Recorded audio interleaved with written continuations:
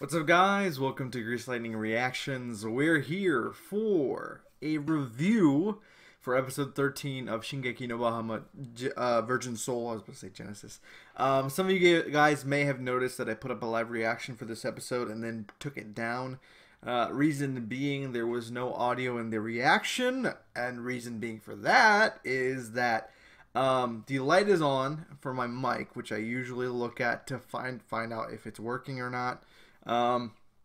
And I recorded it and I didn't realize that I was just playing online on my PS4, which sits next to my desktop, and the mic was actually plugged in that instead of this. So there's no point to me keeping that live reaction up. I figured since it's really fresh in my mind, since I just did the reaction yesterday, I might as well give you guys something, a few of my thoughts, just to so you guys know where I'm standing, and there's a little continuity to what I'm thinking as we're going on. I really love this episode. Like right away, I will say that. Like, it was action packed. It was interesting. There was a lot of new developments that occurred. Biggest thing being this weapon, Dromos. Before we even got to this episode, I was talking about they really need to explain how the humans are getting these weapons and all this stuff that is capable of fighting with these gods. Like this insane level of development, it just doesn't make sense to me. So this Dromos thing, at least this was explained. They talked about how it's a blueprint, something that was actually stowed away in the heavens, which got raided. You know, Sharios went up there with his golems and everything, and he laid waste in the very first episode. It seems that he took the blueprint at that moment and started construction of this thing. And we found out that this is actually before a time of gods, which is interesting. I'd never think of that, because gods, demons, humans, it's all before that.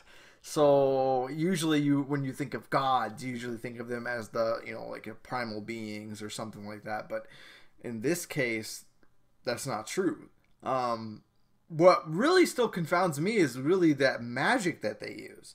Like, how do they still have, like, where did they learn how to use this green crystal stuff, this magic that seems similar yet different from the gods?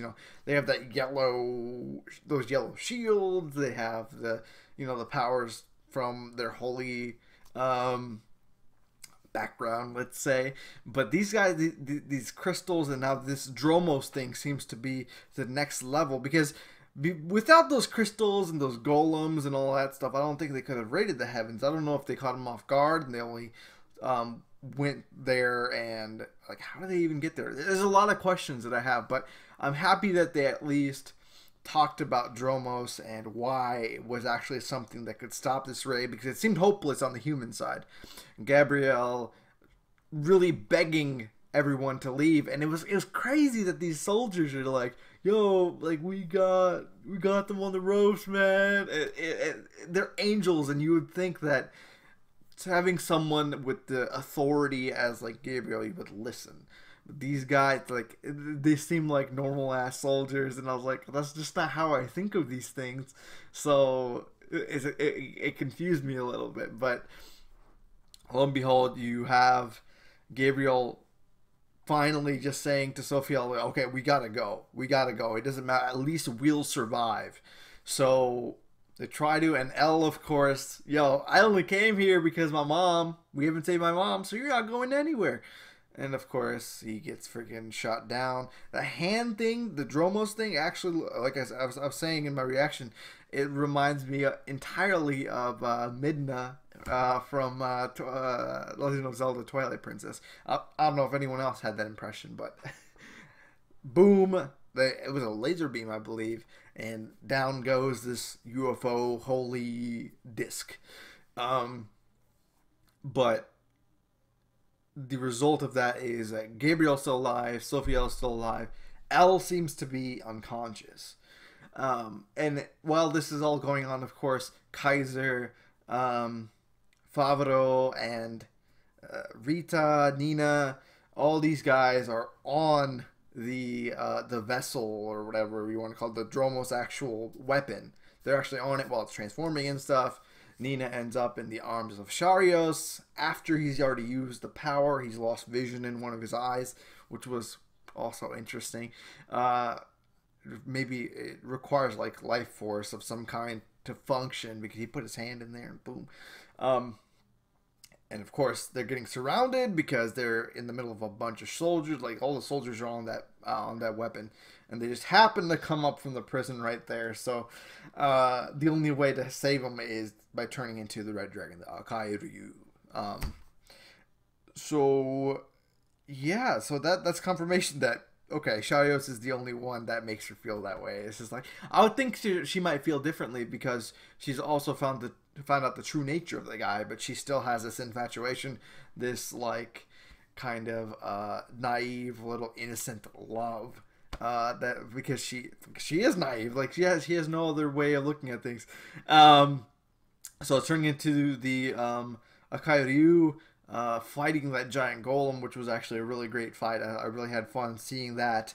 And eventually Sharios being able to revert her back to her original form, which was weird because it's just like no one else has been like he's the reason she goes out of control, but then he's also the one who can bring her back to reality somehow. I don't know. It's fine, but what? Okay. And then of course we have Rita and Nina and Jean getting away on the chariot, while Kaiser stays back with trying to look for Favreau because we have no idea where Favreau is. The humans are done with whatever they're doing. They've killed a shit ton of angels. The gods are on their back foot. I think Gabriel was afraid of annihilation. I think they did. I think their forces are done with. I don't know what they're going to be able to do from now on. They seem trapped. I don't think they're going to be able to get out so easily. Well, I guess they can. They just rise up and just leave. Okay. I don't know where they are currently. Maybe they did get out, but they lost the vessel. They lost their soldiers. Kaiser gets the shit beat out of him, which I wasn't expecting. I was like, all right, they're going to capture him. Well, whatever. With Kaiser, he's probably going to go back into that prison, and they're going to get out by themselves or something like that. Well, actually, they already got out once, so it doesn't make sense for them to go back into prison that way. But Rita's on her way again, of course. Rita, the MVP. The greatest of the characters, in my opinion.